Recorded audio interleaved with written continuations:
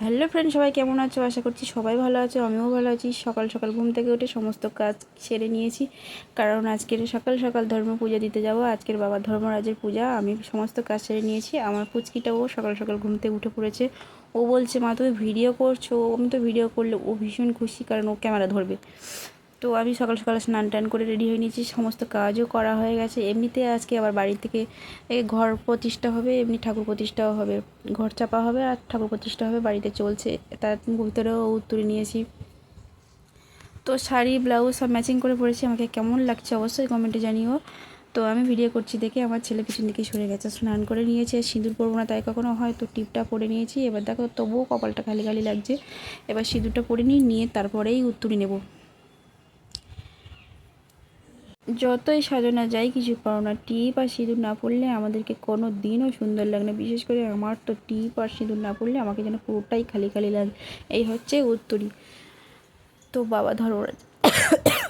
বাবা ধর্মরাজের নাম নিয়ে গলাতে পরে নিলাম, যেন আজকে যেন দিনটা ভালো যায়, কারণ কোনো কিছুই ক্ষতি যেন না হয়। উত্তরীটা গলায় দেওয়ার সময় সিঁদুরটা নাকে লেগে গেল, তাই মুছে নিলাম। তো এই সে আমরা বেরিয়ে পড়েছি গণ্ডি দেবো বলে।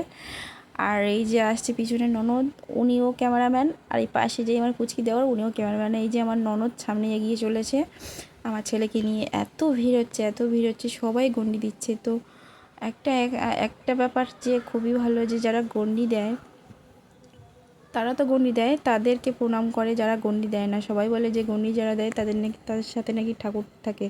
সেই জন্য করে যারা যারা গণ্ডি দেয় তাদের অনেকে প্রণাম করে। অনেক সময় আমরা তো সব জায়গাতে পুজো দিতে যাই, আমরা তো গণ্ডি দিই না, ওদেরকে আমরাও প্রণাম করি। তো এই যে পুকুরে চলে এসেছি পুকুরে স্নান করার জন্য। পুকুরের জলটা দেখতে পাচ্ছ এতটা ঘোলা হয়ে গেছে, তবুও সবাই স্নান করছে, কোনো ব্যাপার নেই, কারণ একটাই পুকুর।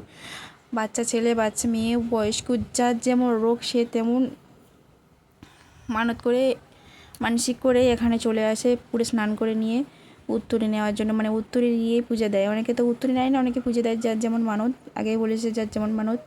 এই যে ইনি উত্তরে নিয়েও গণ্ডি দিচ্ছে। ইনি হচ্ছে আমার পিসি শাশুড়ি, ছোটো পিসি শাশুড়ি। আর ওই যে সবুজ মতন নাইটি পরে আছে ওটা হচ্ছে ননদ। আর আমি ওই যে গণ্ডি দিচ্ছে, আর ছোটো পুচকি ননদটা পিছনে গণ্ডি দিয়ে দিয়ে আসছে। আর আমরা গণ্ডি দিয়ে দিয়ে যাচ্ছি, অনেকে আমাদেরকে প্রণাম করে করে যাচ্ছে। এখানে তো একটু কম ভিড় আছে, আর সামনের দিকে এতটা ভিড় যে গণ্ডি দেওয়ার মানে দেরিতে দেরিতে দিতে হচ্ছে, তাড়াতাড়ি দেওয়াই যাচ্ছে না। অনেক দিনতে পূজা দেবো গণ্ডি দেবো বলে আর সময় হয়ে ওঠে না। সময় হয়ে উঠলে বাড়িতে বাচ্চা হয় বা অনেকে মারা যায়, সেই জন্য করে অসহজ হয়ে থাকে, বা আমার কোনো সময় সমস্যা হয়, সেই জন্য করে পুজোটা কিছুতেই দিতে পারে না। কিন্তু এবছর চান্স পেয়েছি যে ওনার হাতছাড়া করা যেতে পারে কোনো দিন। দেখো এই যে দাদুটা দাঁড়িয়ে আছে, এই যে সাদা মতো গেঞ্জি পরে আর গামছা পরে উনি দাঁড়িয়ে আছে, আমি গণ্ডি দিলে উনি আমার প্রণাম করবে বলে। এই যে দেখতে পাচ্ছ প্রণাম করছে। এতটা ভিড় হচ্ছে যে ভিড় ঠেলে ঠেলে যাওয়াও অসম্ভব হচ্ছে।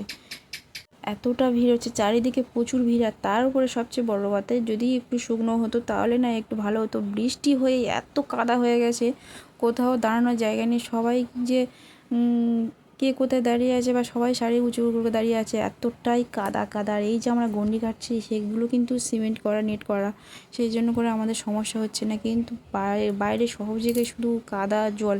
আর গণ্ডি দিতে দিতে একটা বাচ্চা হারিয়ে গেছে, তার মা এত কান্নাকাটি করছে। মানে গণ্ডিও দিচ্ছিল আর বাচ্চাটা সামনে কোন দিকে চলে গেছে, আমি দেখছি দাঁড়িয়ে দাঁড়িয়ে যে এতটা কান্নাকাটি করছে, কী বলবো আর। আর আমার পুচকিটা তো আমার ননদের কাছে, কারণ ওর সেফটি, ও না আসলে আমার যে আরও কী হতো। কারণ আমি আমার পূজাতে দেওয়াতে ব্যস্ত, আর ওর মতো ব্যস্ত। ও শুধু সারাদিন কী খাবো কী করব, এই যে দুটো বস্তা নিয়ে যাচ্ছে মাথায় করে, দেখতে পাচ্ছ। এখানে এগুলো যারা যারা যে যেমন মানসিক করে সেগুলো এই মানুষ চড়ানোর জন্য এখানে আসে, যে বাচ্চা নূর দেবে। আর এই যে মন্দিরে ঢুকে গেছি, অনেকে যাদের ছুলি হয় বা যাদের পেটে যন্ত্রণা করে, টিউমার হয়, যাদের পেটে বিভিন্ন ধরনের রোগ হয়, তারা এই সব মানসিক করলে এখানে সাকসেস পাওয়া যায়। কারণ এই ঠাকুরটা না ভীষণ জাগ্রত। যে যেমন, যার ছেলে হয় না সে মানত করে, যার মেয়ে হয় না সেও মানত করে, যার যেমন রোগ সে মানত করে, সেইভাবে কিন্তু ও ঠাকুর ভালো করে দেয়। কারণ ভীষণ জাগ্রত ঠাকুর, আমরা সবসময় আসি, তোমরাও এসো।